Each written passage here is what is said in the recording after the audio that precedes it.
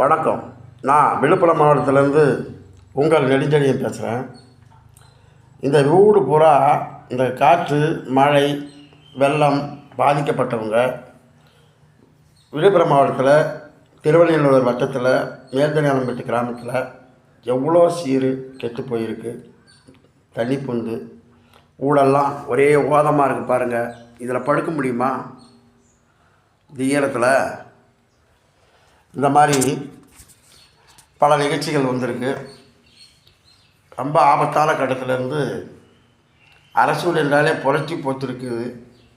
அதே போல் அரசூர் அருகாமையில் இருந்து தென்பெண்ணை ஆற்று தண்ணீர் வந்து சாத்தனூர் டேங்க் திறக்கப்பட்டதால் பயிர்களும் ஆடு மாடு கோழிகளும் நஷ்டம், மனிதர்கள் நஷ்டம். இதில் உயிரிழந்தவர்கள் எத்தனை பேர் அப்படி என்று இருக்கிறது.